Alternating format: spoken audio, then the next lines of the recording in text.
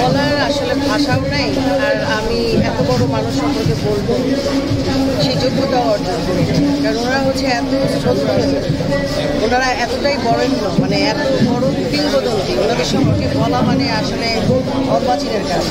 তারপরেও ওনার কাছে গিয়েছি, ওনার সাথে মিশেছি, ওনার পরিবারের সাথে মিশেছি, সুযোগ হয়েছে।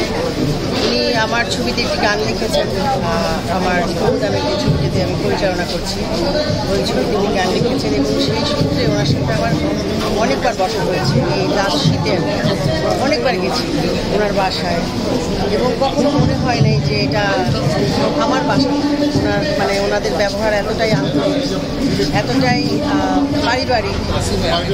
আমরা যে ধরনের পরিবারে বড় হয়েছি, আমরা যে ধরনের বাবা মাকে দেখে বড় হয়েছি, সেই পরিবারকে আদর্শ পরিবার বলতে যা বোঝায়, ওনার ছেলে, ওনার মেয়ে, উনি নিজে, ওনার স্ত্রী আমাদেরকে বুঝতেই দিতেন না যে আমরা একটা কাজে গেছি। মনে হচ্ছে যে আমরা পিকনিক করতে গেছি, ফাঁকে ফাঁকে কাজগুলো করতেন, দুষ্টুমি করতেন, মজার মজার কথা বলতেন, অনেক ইতিহাস বলতেন, কোন গান উনি কীভাবে লিখেছেন সেগুলো বলতেন।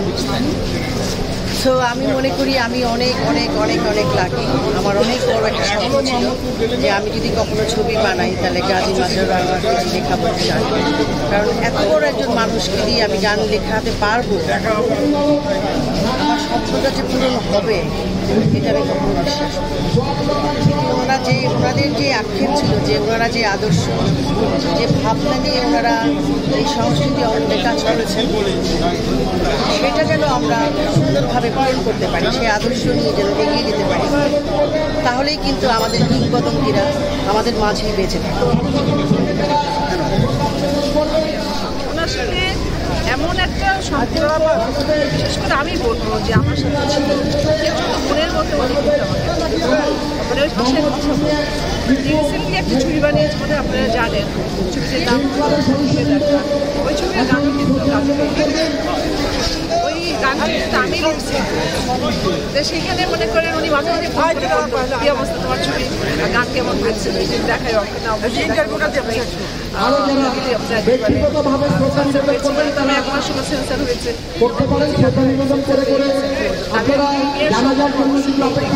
অবশ্যই দেখি মানে এটা ভাবতে পারছি না যে আমি কি ভাষা আপনাদেরকে কথা বলবো। তো গাজী ভাইকে সাহস মিললে আমরা হারিয়েছি। তার যে সৃষ্টি রেখে বাংলা চলচ্চিত্র চলচ্চিত্রের প্রেমীরা থাকবে। গাজী, আমরা যে কথা বলি যে গাজী মাজহারুল আনোয়ার সাহেব আসলে একজন নক্ষত্র, সুরের আকাশে, সংস্কৃতির আকাশে, এবং গীতিক কবিদের জন্য অবশ্যই উনি একজন আদর্শ গীতিকার। বাংলা গানের বিশ্বজুড়ে আমার কাছে মনে হয় যে গাজী মাজহারুল আনোয়ার একজন আদর্শ পুরুষ। আর এটা বলতে হয় যে খুব কম সংখ্যক সিঙ্গারেরই, গীতিকারেরই চলচ্চিত্র পরিচালক এবং চলচ্চিত্র প্রযোজক হওয়ার যোগ্যতা থাকে। তো আমার কাছে মনে হয় ওনার কর্মপরিধি নিয়ে নতুন করে বলার কিছু নাই। আমরা যারা আছি এখানে অনেকেই শহীদ মিনারও গেছে।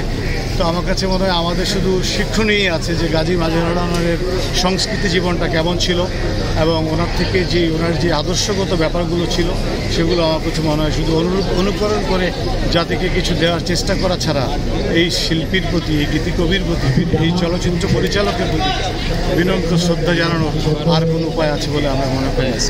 এবং ওনার ক্ষতি অপূরণীয়, এবং আমার কাছে মনে হয় যে নতুন প্রজন্ম যদি ওনাকে অনুকরণ করে তাহলেই একমাত্র একজন 21শে পদকপ্রাপ্ত স্বাধীনতা পুরস্কারপ্রাপ্ত কিংবা চলচ্চিত্র পুরস্কারপ্রাপ্ত গীতিকার হওয়া সম্ভব।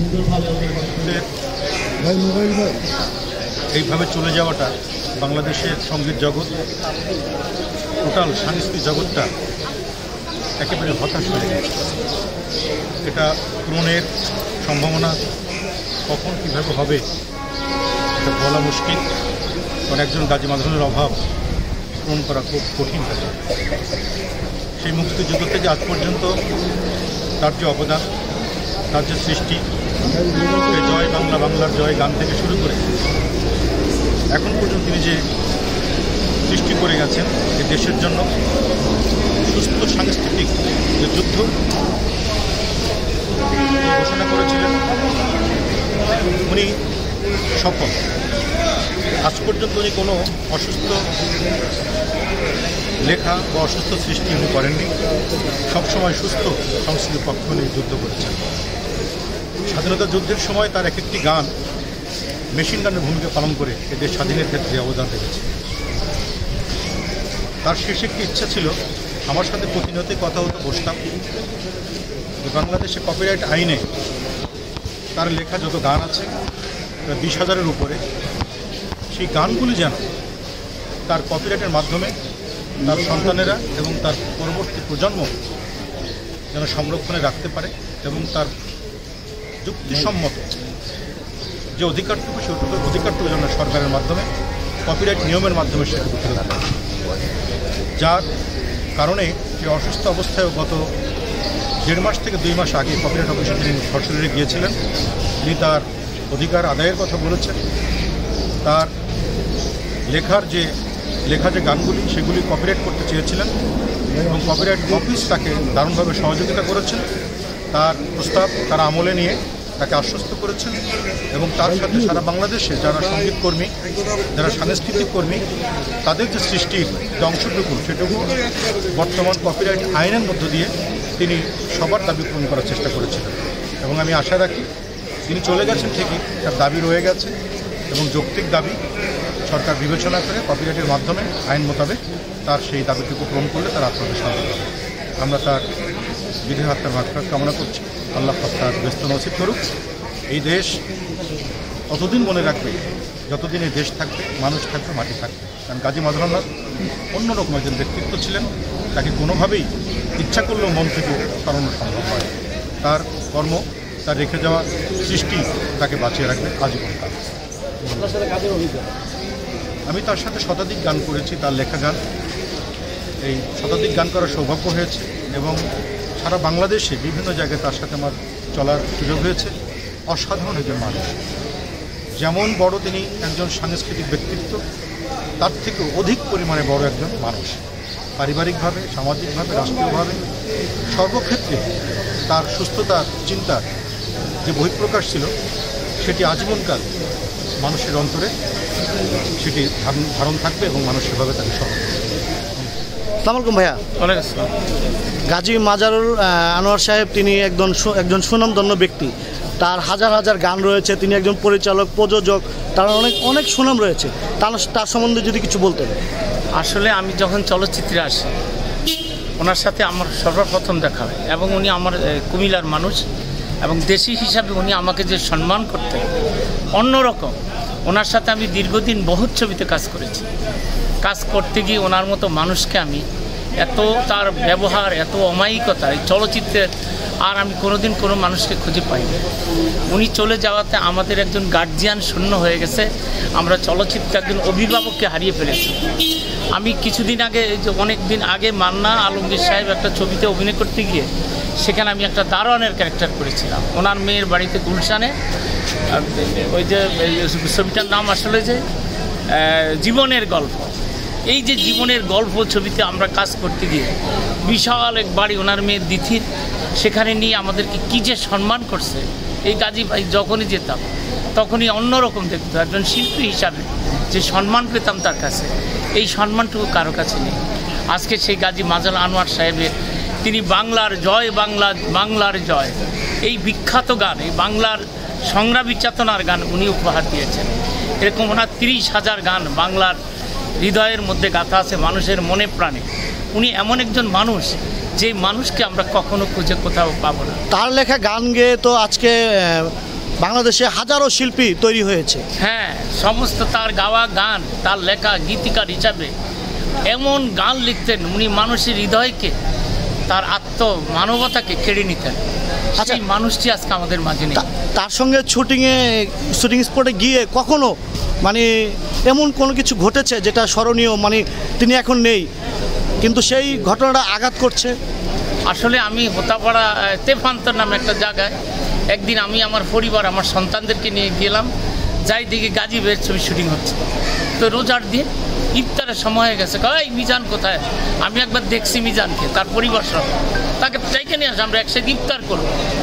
এই তখন একসাথে বসে এই যে এককার আমরা সব কলা কৌশলী যারা চলচ্চিত্রের মানুষ, উনি কাউকে দেখলে নিজের আপন মনে করে বুকে জড়িয়ে ধরতেন। সেই গাজী ভাই সেখানে আমার স্ত্রী সন্তানকে যে সম্মান করেছে, আমার ছেলেমেয়েরা ছোট ছোট, তখন তিনি আমাকে বলছে, এই মিজানকে ভালোভাবে বসতে দাও, মিজান আমাদের পরিবারের সন্তান। এই যে মানবতা, এই যে তার ভিতরের একটা এই যে ভালোবাসা, আমি বলতে পারছি না। তিনি একজন গীতিকার, সুরকার, একজন পরিচালক, বাংলার চলচ্চিত্রের মানুষ এবং বিশ্বের মানুষ ওনাকে চিনি। উনি গাজী মাজারুল আনোয়ার। ওনার এই সমস্ত জিনিস সারাটা জীবন বেঁচে থাকবে, কোনো দিন তার মৃত্যু হবে না আমাদের হৃদয়ে। উনি হাজার হাজার বছর আমাদের হৃদয়ে যতদিন আমরা বেঁচে থাকবো, তেমনি আত্মার মধ্যে আমাদের বেঁচে থাকবে।